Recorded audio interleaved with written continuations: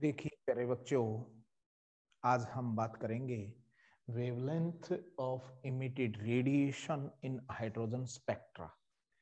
ये क्या चीज है कि इस टॉपिक को समझने के लिए आप वीडियो को पूरा देखें, तब आपको इसकी समझ बनेगी। मैंने पिछले टॉपिक में बोहर मॉडल के बारे में बात की थी और वहां हमने बात की थी कि जब उसकी थर्ड पोस्टुलेट पे, बोहर मॉडल की थर्ड पोस्टुलेट ने क्या कहा कि when electron jump from lower energy to higher energy level, it absorb energy, and when it jump from high energy level to low energy level, it radiate energy in the form of radiation.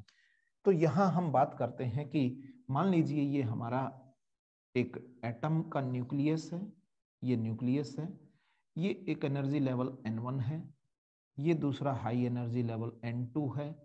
यहां से electron jump करके इस energy level में आएगा तो ये radiation छोड़ेगा in the form of wave की फॉर्म में, यानी हाई एनर्जी लेवल से लो एनर्जी लेवल में जंप करके आता है।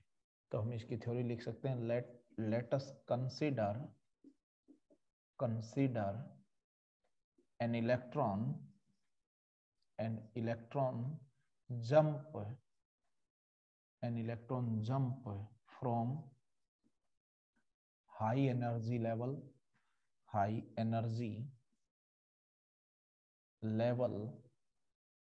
N2 to low energy level N1. It radiate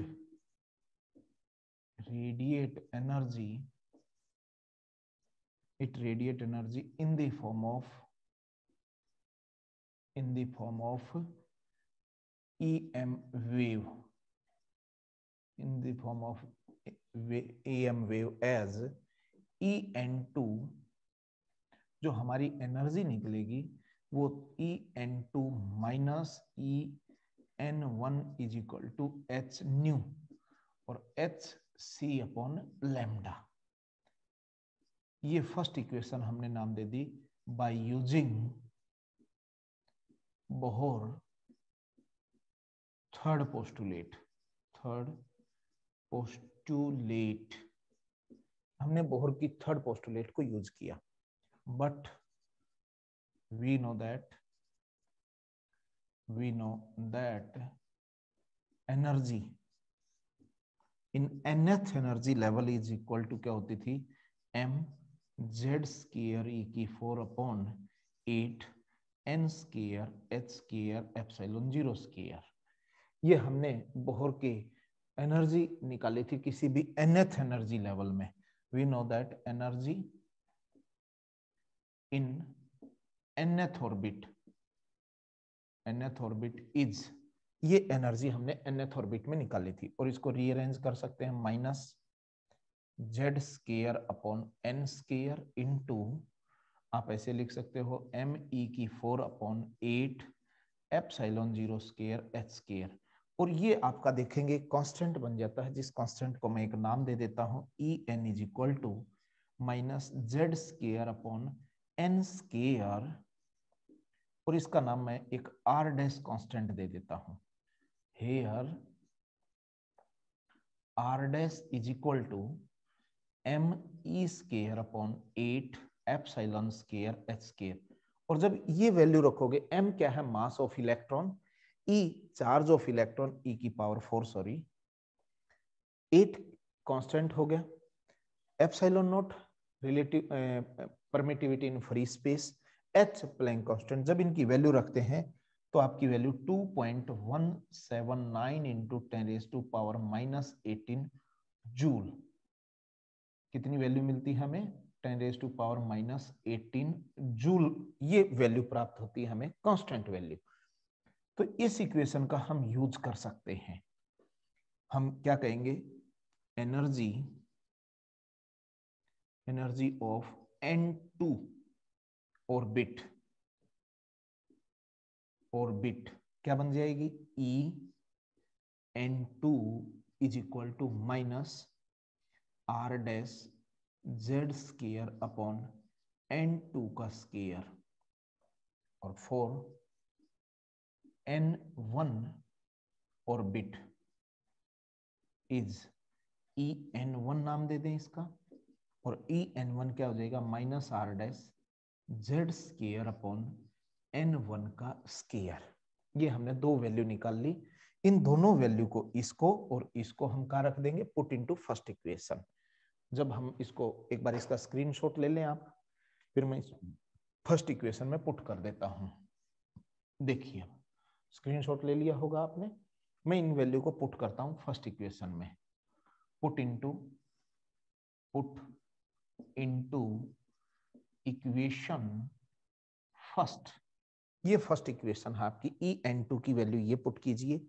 En2 की वैल्यू पुट करेंगे तो R dash Z square upon n2 का स्केयर, माइनस करना है, ये माइनस है और इसका माइनस है, प्लस बन जाएगा।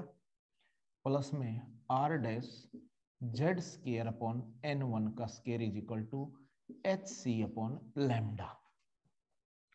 रीअरेंज कर लो।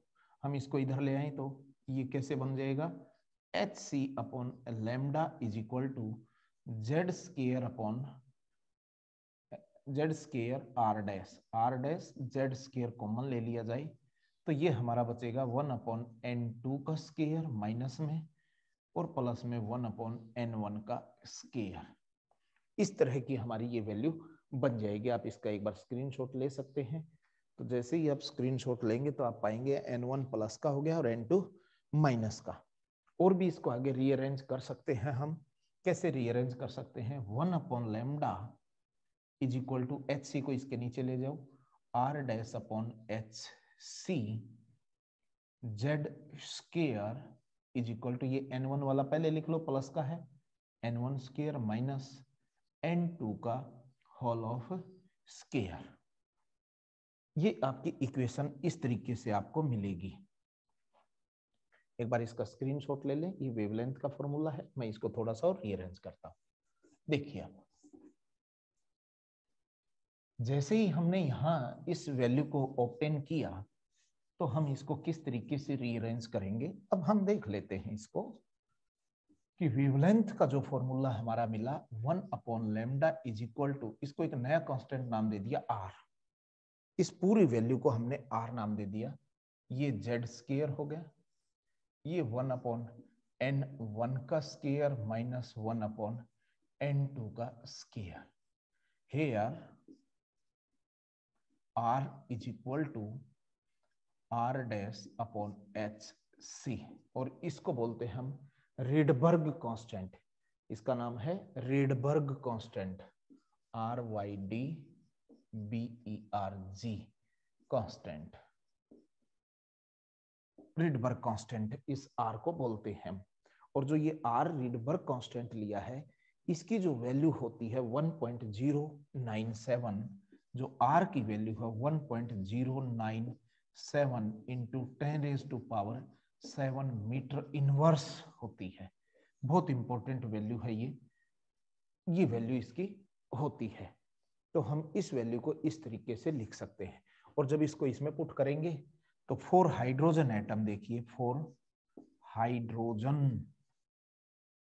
हाइड्रोजन एटम, Z की वैल्यू क्या बन जाएगी हाइड्रोजन के लिए 1। तो वेवलेंथ जो आपका बना 1 upon lambda is equal to, वो बन जाएगा R 1 अपॉन n1 का स्केयर माइनस 1 अपॉन n2 का स्केयर। ये जो हमारा फाइनल रिलेशन बना है वेवलेंथ का, इसको रीडबर्ग फॉर्मूला बोलते हैं। दिस इज कॉल्ड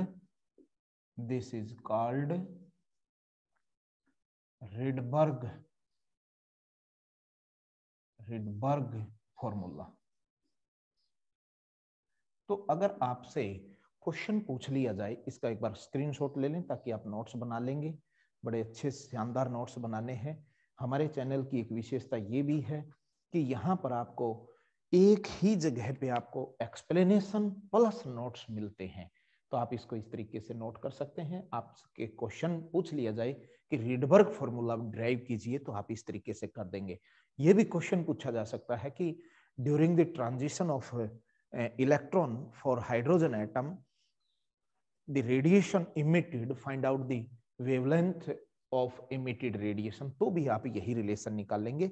लैम्डा यहाँ पे वेवलेंथ है, तो आप इसको एक बार नोट करें। इसके बाद मैं आपको line spectra of hydrogen atom समझाने की कोशिश करता हूं। तो line spectrum of hydrogen atom क्या चीज है, वो हम देखेंगे कि हाइड्रोजन का जब स्पेक्ट्रा जब इमिट करते हैं, जब तो आपको डिफरेंट लाइन सीरीज मिलेंगी। वो लाइन सीरीज क्या है हम देखते हैं।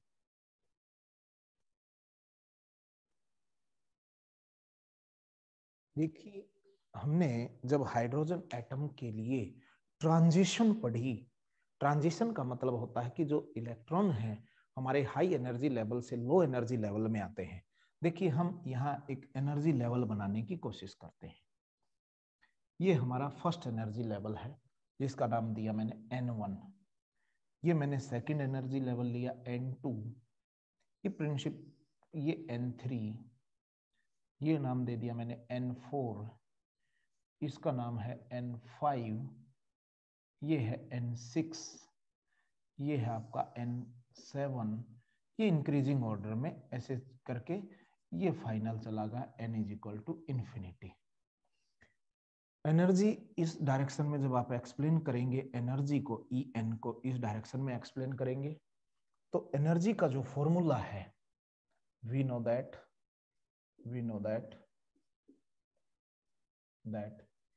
En एनर्जी जो है वो -13.6 electron volt upon n square, क्योंकि हाइड्रोजन एटम के लिए देख रहे हैं। E1 की वैल्यू फर्स्ट वैल्यू निकालोगे तो ये -13.6 इलेक्ट्रॉन वोल्ट हो जाएगी। जब n के लिए 2 की वैल्यू आप निकालने की कोशिश करेंगे तो आपकी वो वैल्यू भी निकल जाएगी। जो सेकंड ऑर्बिट के लिए जो एनर्जी है आपकी वो -3.4 हो जाएगी, क्योंकि यहाँ 2 रखोगे 2 का 4 हो जाएगा। -3.4 इलेक्ट्रॉन वोल्ट है। इसकी वैल्यू -1.51 इलेक्ट्रॉन वोल्ट है। इसकी वैल्यू 0.85 इलेक्ट्रॉन वोल्ट है। और इसकी वैल्यू आपकी 0 हो जाएगी। जैसे जैसे आप वैल्यू राइज करते जाएंगे तो वैसे वैसे आपको इनकी वैल्यू, एनर्जी की वैल्यू मिलती चली जाएंगी। तो हम इस तरीके से डिफरेंट एनर्जी की वैल्यू निकाल सकते हैं। एक वैल्यू और निकालें तो यहाँ 5 रखोगे, 5 का स्क्वायर 25, तो 0.54 इलेक्ट्रॉन वोल्ट के आसपास हो जाएगा। यहाँ 36 से डिवाइड करेंगे इस तरीके से। तो अभी हमने देखा कि wavelength of hydrogen atom is 1 upon lambda is equal to r bracket 1 upon n1 का स्केयर -1 by n2 का स्केयर। ये हमारा फॉर्मूला था। तो सबसे पहले क्या किया कि अगर इलेक्ट्रॉन ट्रांजिशन फर्स्ट है नंबर 1, लाइमन सीरीज पहली जो सीरीज हमें ऑब्टेन हुई उसका नाम है लाइमन सीरीज। लाइमन सीरीज क्या थी, ये 1916 में लाइमन नाम का एक साइंटिस्ट था, उसने एक फोटोग्राफी ली हाइड्रोजन स्पेक्ट्रम की। तो वो जो उसने जो फोटोग्राफी ली तो वो फर्स्ट सीरीज को एक्सप्लेन कर पाया। इसमें क्या होता है कि इलेक्ट्रॉन है वो ट्रांजिट होके आए फर्स्ट एनर्जी लेवल में। ये फर्स्ट एनर्जी लेवल में आने का मतलब समझ रहे हैं आप, कि जब आपने किसी हाइड्रोजन एटम को एक्स्ट्रा एनर्जी प्रोवाइड की तो इलेक्ट्रॉन यहाँ थे ग्राउंड स्टेट में, वो इलेक्ट्रॉन हाई एनर्जी लेवल में चले गए। यानी हाई एनर्जी लेवल का मतलब है वो सेकंड में भी जा सकता, थर्ड में भी जा सकता, फोर्थ में भी जा सकता, फिफ्थ में भी जा, किसी भी एनर्जी लेवल में चला गया। लेकिन वो उस अनस्टेबल एनर्जी लेवल में, हाई एनर्जी लेवल में बहुत शॉर्ट टाइम के लिए ही रहेगा। और जब वो बहुत शॉर्ट टाइम के लिए रहेगा तो वापिस उसको वापिस ग्राउंड स्टेट में आना पड़ेगा। और जब वो ग्राउंड स्टेट में आता तो 10⁻⁸ सेकंड टाइम पीरियड के अंदर वापिस ट्रांजिट होके आ जाएगा। तो मान लीजिए कि हमारा इलेक्ट्रॉन फर्स्ट एनर्जी लेवल में था, वापिस कहाँ आया, ग्राउंड में। हो सकता है सेकंड में था तो भी ग्राउंड में, थर्ड में था तो भी वापिस यहीं आया, फोर्थ में था तो भी यहीं आया। तो ये जो सीरीज मिली जिसका नाम था लाइमन सीरीज, इस सीरीज को हम क्या बोलते हैं, लाइमन सीरीज बोलते हैं। तो ये हमारी लाइमन सीरीज है। इसका फॉर्मूला देखिए हम बनाएंगे अभी। इस सीरीज में हमने क्या देखा कि इलेक्ट्रॉन है हाई एनर्जी लेवल से ग्राउंड एनर्जी लेवल में आएगा, यानी इफ इलेक्ट्रॉन ट्रांजिशन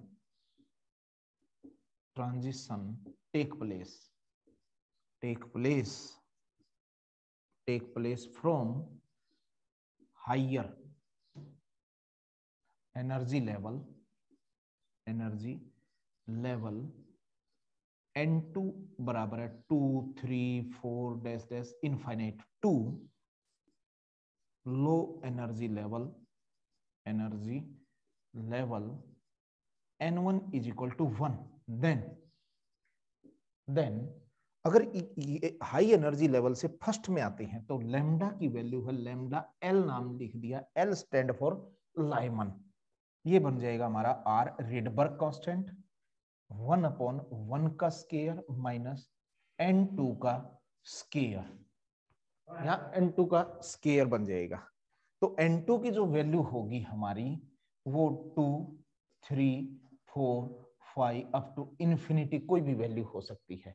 ये जो फॉर्मूला है हमारा वो लाइमन सीरीज के लिए फॉर्मूला होगा। किसके लिए होगा? लाइमन सीरीज के। ये जो स्पेक्ट्रल सीरीज मिलेगी ये अल्ट्रा वायलेट के लिए, अल्ट्रा वायलेट रीजन में मिलेगी।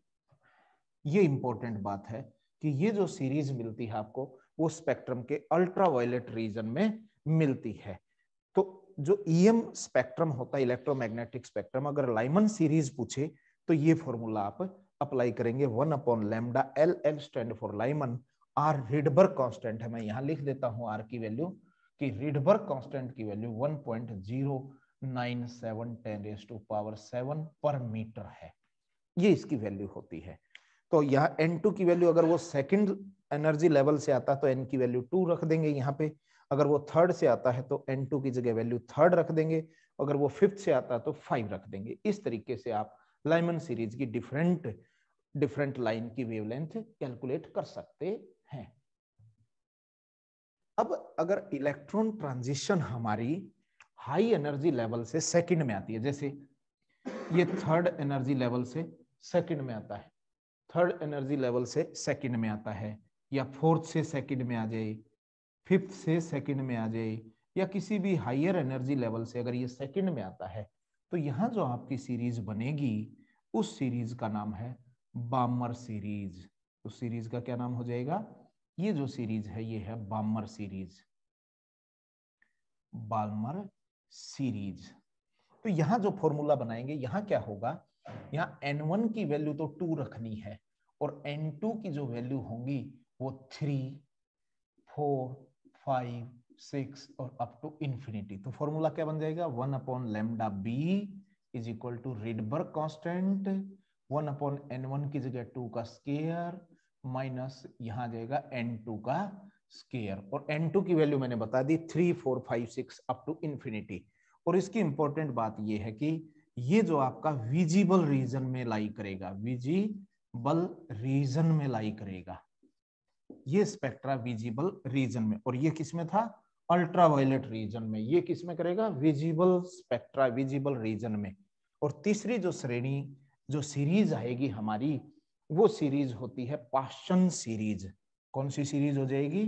पाश्चन सीरीज। पाश्चन सीरीज में क्या होता है कि आपकी जो n1 की वैल्यू है वो 3 और n2 की वैल्यू है वो 4 5 6 से लेकर इन्फिनिटी। जैसे ये हमारा थर्ड है, फोर्थ से थर्ड में आ जाए इलेक्ट्रॉन ट्रांजिशन होके, अपर किसी भी एनर्जी लेवल से अगर वो फोर्थ में आता है तो यहाँ जो सीरीज थर्ड में आता है तो n3 के अंदर आता है, वो सीरीज होगी पाश्चन सीरीज। इसके लिए जो फॉर्मूला बनेगा हमारा, उस फॉर्मूले को हम इस तरीके से लिख देंगे 1/λp पाश्चन are Rydberg constant, n1 की वैल्यू क्या रखोगे? 3 का स्केयर माइनस n2 का स्केयर। ये हमारा रीजन बन जाएगा। और ध्यान रखना है कि ये रीजन हमारा, ये रेज हैं, ये वेवलेंथ है, कौन से रीजन में आएंगी? इंफ्रारेड रीजन में, इंफ्रारेड रीजन में आ जाएंगी, ये इंफ्रारेड रीजन में लाई करेंगी। और नंबर 4 पे अगर हमारा इलेक्ट्रॉन ट्रांजिशन होके 4th ग्रुप में आता है, यानी एनर्जी लेवल नंबर 4 में आ जाए, ऊपर कहीं से भी आ सकता है, तो यहाँ जो सीरीज बनेगी वो ब्रैकेट बनेगी। कौन सी सीरीज बन जाएगी? ब्रैकेट सीरीज बन जाएगी। तो ब्रैकेट सीरीज जो नंबर 4 पे मिली हमें, ब्रैकेट सीरीज, इसके लिए आपकी कंडीशन क्या रहेगी कि n1 को तो 4 रखना है और n2 की वैल्यू 5, 6, 7, 8 अप टू इन्फिनिटी, यानी हाई एनर्जी लेवल से अगर वो 4 में आता है तो ब्रैकेट सीरीज। और इसके लिए फॉर्मूला लैम्डा बी जो बनेगा r इंटू 1/4 का स्क्वायर माइनस n2 का स्क्वायर, और जो n2 है हमारा वो 5, 6, 7, 8 हो सकता है। और इसकी विशेषता ये फार इंफ्रारेड रीजन में लाई करेगा, फार इंफ्रारेड रीजन में लाई करेगा। और लास्ट सीरीज हमारी आती है, अगर हाइयर एनर्जी लेवल से अगर हमारे इलेक्ट्रॉन ट्रांजिशन करके वो 5th में आते हैं तो इसको पिफंड सीरीज बोलते हैं। क्या नाम होता है इस सीरीज का? पिफंड सीरीज। और पिफंड सीरीज के लिए जो फॉर्मूला बनेगा मैं यहां लिख देता हूं इसको, कि नंबर 5 पे जो हमें सीरीज मिलेगी पिफंड सीरीज, और पिफंड सीरीज के लिए हमारी जो n1 की वैल्यू है वो होगी 5 और n2 की वैल्यू है, कोई भी हाई एनर्जी लेवल हो सकता है, 9 अप टू इंफिनिटी तक। और इसके लिए जो फॉर्मूला बनेगा पिफंड सीरीज का वो r इंटू 1/5 का स्क्वायर n2 का स्क्वायर, और n2 की वैल्यू आपकी 6, 7, 8, 9 कुछ भी हो सकती है। और ये भी किस में लाई करेगा? ये भी फार इंफ्रा रेड रीजन में लाई करेगा। किस में करेगा? ये भी फार इंफ्रारेड रीजन में लाई करेगा। इस तरीके से आप हाइड्रोजन स्पेक्ट्रम की स्पेक्ट्रल सीरीज को ऑब्टेन कर सकते हैं। ये हमारी हाइड्रोजन स्पेक्ट्रल सीरीज थी कि कौन कौन सी सीरीज हमें मिली और उनको हम कैसे कैसे एक्सप्लेन कर सकते हैं। अब इसके लिए मैं आपको बताऊंगा कि मैक्सिमम और मिनिमम वेवलेंथ कैसे ऑब्टेन करेंगे। उसके लिए मैं न्यूमेरिकल आपको बताता हूं। वो था 1/λ is equal to r into 1/n1 का स्क्वायर माइनस n2 का स्क्वायर। ये जनरल फॉर्मूला था। अब यहाँ n1 की वैल्यू लाइमन सीरीज के लिए n1 1 होता है, बाल्मर के लिए 2 होता है, यानी n1 की वैल्यू यहाँ 1 होती है, यहाँ n1 की वैल्यू है जो 2 होती है, यहाँ n1 की वैल्यू 3 होती है, यहाँ n1 की वैल्यू 4 और n1 की वैल्यू यहाँ पे 5 होती है। किस में चेंज होता है? n2 में चेंज होता है, यहाँ n2 की वैल्यू। अब ये जो वेवलेंथ है इसकी मैक्सिमम और मिनिमम वैल्यू कैलकुलेट करने के मैंने शॉर्टकट फॉर्मूले लिखे हुए हैं। जो शॉर्टकट फॉर्मूलों में क्या करना हमने, हमें इसकी जो फर्स्ट ट्रांजिशन वैल्यू है उसको देखना है। यहाँ ट्रांजिशन क्या हुआ है, यहाँ n2 की वैल्यू होगी 3, 4, 5 टू अप टू इंफिनिटी, क्योंकि 2 में आना है। यहाँ पाश्चन सीरीज के लिए n2 की वैल्यू क्या हो जाएगी?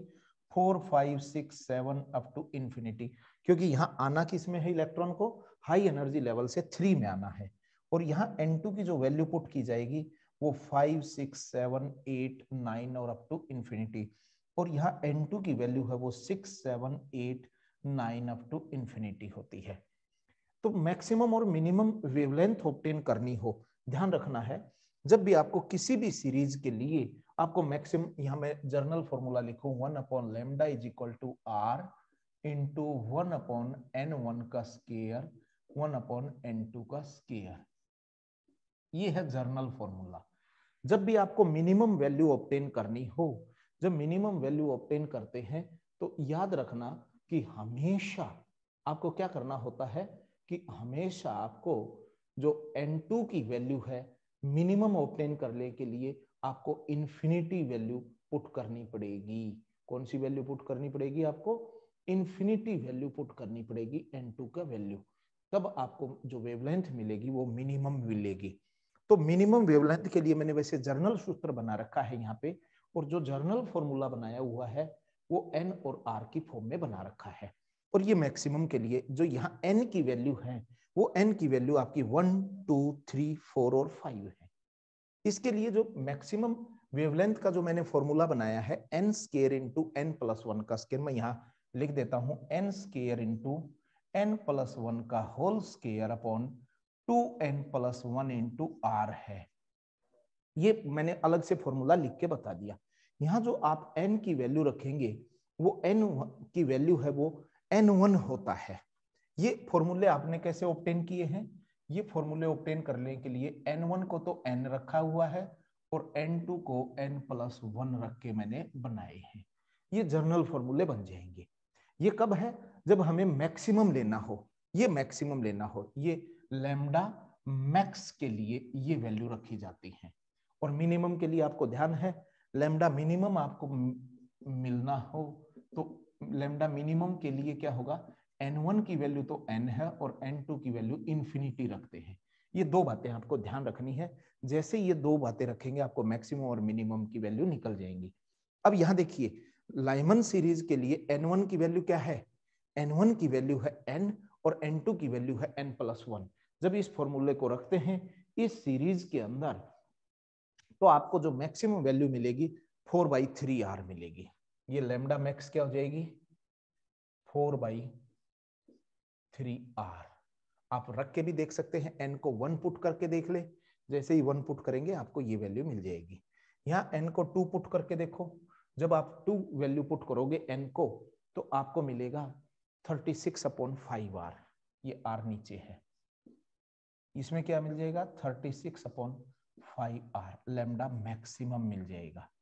जब लैम्डा मैक्सिमम आप पाश्चन सीरीज के लिए निकालेंगे तो पाश्चन सीरीज के लिए लैम्डा मैक्सिमम जो होता है वो 144/7r होता है। ये बटे में r होगा। और लैम्डा मैक्सिमम आप जब ब्रैकेट सीरीज के लिए यानी n की वैल्यू को 4 रखेंगे तो ये 400/9r मिलेगा।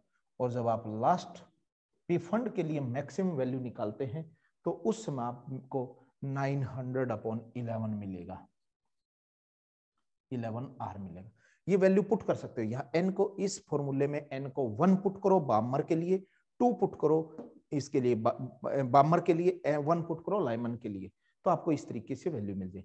मिनिमम के लिए आपको क्या करना है कि n2 की वैल्यू तो इनफाइनाइट रखते हैं हम, इनफाइनाइट रखते हैं तो इनकी वैल्यू रखोगे तो आपको अपने आप वैल्यू मिल जाएगी। यहाँ 1 रखोगे, लैम्डा मिनिमम क्या निकल जाएगा? n को 1 पुट करो तो 1 का स्क्वायर 1, लैम्डा मिनिमम इसके लिए 2 रखोगे तो 2 का 4, लैम्डा मिनिमम थर्ड सीरीज के लिए क्या हो जाएगा? 3 रखोगे तो 9/r, lambda minimum fourth series के लिए क्या हो जाएगा? 4 रखोगे तो 16/r, और लैम्डा मिनिमम के लिए 5 रखोगे तो 25/r मिल जाएगा। फिर आपको इन दोनों की रेशियो निकालनी हो तो रेशियो हम ऊपर वाली वैल्यू में फॉर्मूले में रखते चले जाएंगे और ऊपर वाले वैल्यू में रखेंगे तो आपको अपने आप, जब देखो इसको इस वैल्यू को इससे डिवाइड करो, r से r कटेगा तो 4/3, इसको इससे डिवाइड करोगे तो 9/5, इसको इससे डिवाइड करोगे तो 16/7, जब आप इसको इससे डिवाइड करोगे 16/19 से तो आपको 25/9 मिल जाएगा, ये 25/9 मिल जाएगा, ये 36/11 मिल जाएगा। और इसके बाद हमें ये देखना है कि ये किस किस रेंज में आती हैं। तो पहली सीरीज है वो अल्ट्रा वॉयलेट में, ये आपकी विजिबल, ये आपकी इंफ्रारेड, इंफ्रारेड, और ये फार इंफ्रारेड, इंफ्रारेड, और ये भी फार इंफ्रारेड में।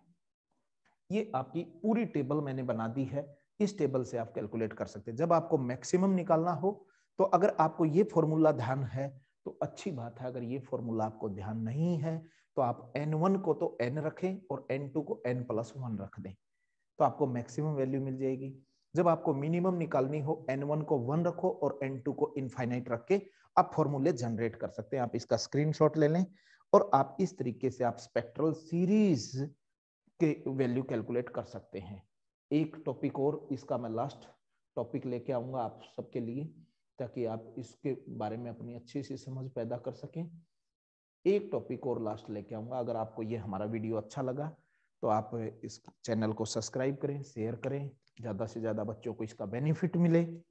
और एक टॉपिक में मैं इसके न्यूमेरिकल आयनाइजेशन पोटेंशियल को का कंसेप्ट लेके आऊंगा।